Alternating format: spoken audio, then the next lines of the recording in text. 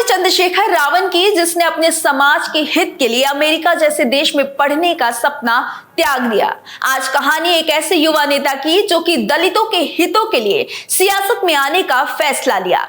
आज कहानी उसी चंद्रशेखर आजाद की, जिसने गरीब और मजलूमों की आवाज को अपनी आवाज बनाई और उनके हक की लड़ाई के लिए पहले जेल गया और फिर बंदूक की गोली को भी झेला, लेकिन कभी डरा तक नहीं।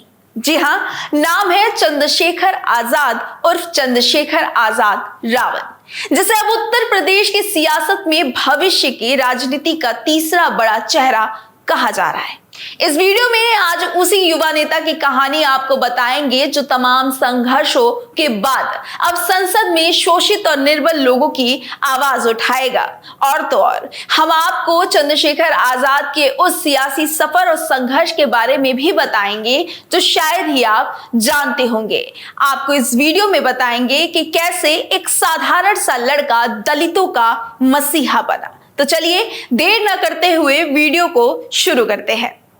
दोस्तों, आज चंद्रशेखर रावण किसी परिचय के मोहताज नहीं है। जिस तरीके से नगीना से चंद्रशेखर रावण को 1 लाख से भी ज्यादा वोटों के अंतर से जीत मिली है, इसे देखते हुए यह कहना गलत नहीं होगा कि वह दिन दूर नहीं जब संसद में चंद्रशेखर रावण की आवाज दलितों के हितों के लिए गूंजेगी। चंद्रशेखर रावण आजाद समाज पार्टी के सह संस्थापक और राष्ट्रीय अध्यक्ष हैं। साल 2020 में इस पार्टी की उन्होंने नींव डाली थी।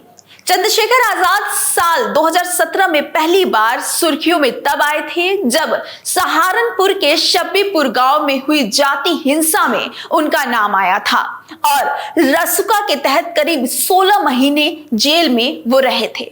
चर्चा में आने की वजह सिर्फ जाति संघर्ष थी। यहीं से चंद्रशेखर का चेहरा लोगों के सामने आया। चंद्रशेखर आजाद का जन्म 3 दिसंबर साल 1986 में सहारनपुर स्थित खड़कौली गांव में हुआ था। उनके पिता का नाम गोवर्धन दास था और वो सरकारी स्कूल में शिक्षक थे। मां कमलेश देवी गृहिणी हैं और वह 5 भाई बहन हैं। चंद्रशेखर आजाद ने देहरादून से लॉ की पढ़ाई की है। आगे की पढ़ाई के लिए वह अमेरिका जाना चाह रहे थे, मगर वह नहीं जा पाए क्योंकि उनकी किस्मत को कुछ और ही मंजूर था। चंद्रशेखर आजाद जब एक दिन सहारनपुर में अपने पिता को अस्पताल लेकर इलाज करवाने गए तो इलाज के दौरान उन्होंने देखा कि कुछ दलितों पर अत्याचार हो रहा है, जिसके बाद वो अत्याचार देखकर काफी निराश हुए। फिर वहीं से उन्होंने प्रण लिया कि अब वह कभी अमेरिका पढ़ने नहीं जाएंगे और भारत में ही रहकर दलितों के लिए आवाज उठाएंगे, जिसके बाद वह समाज सेवी बन गए। अपने एक इंटरव्यू में चंद्रशेखर बताते हैं कि स्कूल में पढ़ाई के दौरान उन्हें काफी भेदभाव का सामना करना पड़ता था। मसलन स्कूल में पीने के पानी का ही एक नल हुआ करता था और वहां दलित समुदाय के बच्चों को लाइन लगानी पड़ती थी। और कभी कभी ऐसा होता था, चंद्रशेखर ने बताया कि कई बार ऊंची जाति से ताल्लुक रखने वाले बच्चे हमारी पिटाई कर दिया करते थे। जब प्रिंसिपल या टीचर से इसकी शिकायत करते थे तो वे उल्टा हमें ही डांटने लगते थे। और तो और चंद्रशेखर आजाद ने अपने एक इंटरव्यू में यह भी बताया कि मेरे पिता को कैंसर हो गया था। मैं उन्हें एम्स में भर्ती कराना चाहता था, लेकिन ना तो मेरी कोई पहुंच थी और ना ही सिफारिश। मैं बहुत भाग दौड़ की, लेकिन चाहकर भी अपने पिता को एम्स में एडमिट नहीं करा पाया। 11 जनवरी 2013 को देहरादून में उन्होंने मेरे हाथों में दम तोड़ दिया था। आज तक उस घटना को मैं भूल नहीं पाया हूं। ऐसी तमाम घटनाएं हैं जो कि मुझे अंदर से मजबूत बनाती गई और अपने हक के लिए लड़ना सिखाया। आपको बता दें कि साल 2015 में पहली बार चंद्रशेखर आजाद विवादों में घिरे थे। विवाद में घिरने का यह कारण था कि उन्होंने अपने मूल स्थान पर एक बोर्ड लगाया था जिसमें धड़काली वेलकम यू द ग्रेट चमार्स लिखा था। इस कदम ने गांव में दलितों और ठाकुर के बीच तनाव पैदा कर दिया था और यही कारण था कि चंद्रशेखर सोशल मीडिया के जरिए उस वक्त दलितों का एक चेहरा बनकर उभरे थे। फिलहाल चंद्रशेखर अब नगीना से सांसद चुन लिए गए हैं और जल्द ही संसद में दलितों के तमाम मुद्दों पर चर्चा भी करते दिखेंगे।